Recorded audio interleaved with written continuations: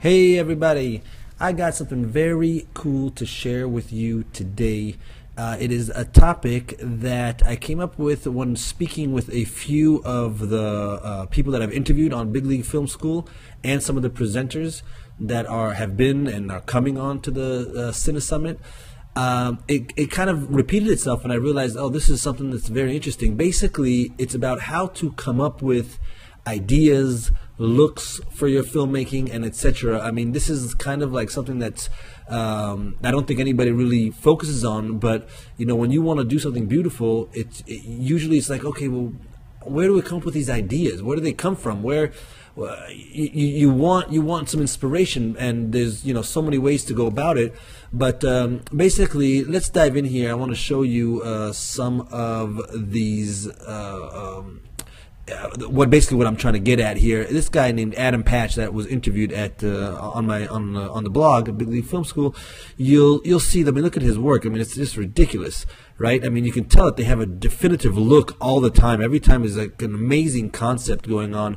And when I interviewed him, he basically talked about how to develop this idea muscle, this ability to constantly come up with ideas. And it's not simple. It's something that you have to constantly do all the time. Same thing also with Matt. Also interviewed him on the blog. Check that out as well.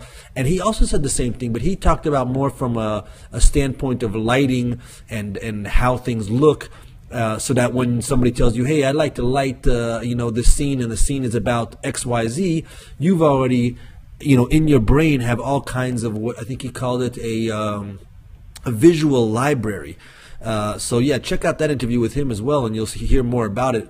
But it came to me, I realized that it basically all comes together. Also, this other guy who completely from another realm, from a business standpoint, definitely check out his stuff, because he talks about in general about how to succeed and whatnot, and he talks about how to have a great idea here in this blog post, and it's a definite must read, and you can use this in your filmmaking, in your cinematography, and believe it or not, also in landing jobs, right? So I'm not going to go through it all, but in general, he basically says that if you don't practice your idea muscle and are constantly coming up with ideas, it's not going to work. It's just that simple. It's like any other muscle. He breaks it down, and he basically sums it up here at the end. And I was just going to let you know, in a nutshell, he basically challenges you to every day sit down and come up with 10 ideas on whatever it is that you're interested in. And a lot of them are going to fail. Most of them are going to be nonsense and junk, and you can't pursue them, but that's okay. It's a matter of developing the ability to come up with ideas. So check that out. And one more thing that I want to show you is he has a nice talk here where it really breaks it down. I would say go to this, go YouTube that. I'll have all the links down below on the blog, so you can check that out. But he has a talk here, Choose Yourself, What James Altucher Can Teach You About. And of course, doesn't tell me the rest of it. But yeah, basically, he talks about how to come up with ideas and how he managed to succeed by always giving people ideas for free. And then, of course, they would end up wanting to work with him. So the main thing that I want to talk about today is Adam Patch. We're good friends now, and we talk a little bit offline.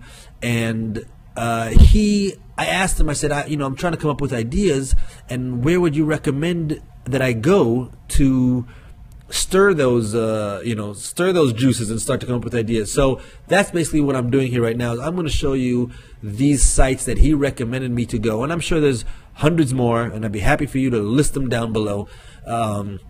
So definitely let's look into some of the things that he recommended. And by the way, you can see his amazing work here. One of his main cinematographers, or I think it is his the main cinematographer that he uses constantly. We're in talks right now, and hopefully he will be a presenter at the CineSummit. So if you're watching this on the blog, just this is the CineSummit last year. If you're on the blog right now, off to the right, or basically anywhere, put in your email, get on the list, and we will let you know when registration opens up. And if you're watching this via YouTube, go to bigleaguefilmschool.com, put in your email.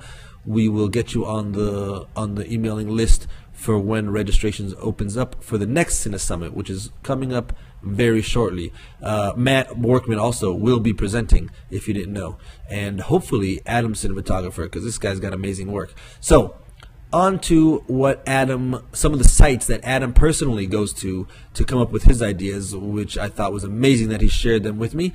Again, there's probably no end to that, and I would love for you guys to recommend down in the comments about where you go to come up with ideas and inspiration. So here's the first one. Boom, with a whole lot of O's in there, .com. So you'll figure it out. I'm going to link them all down at the below also.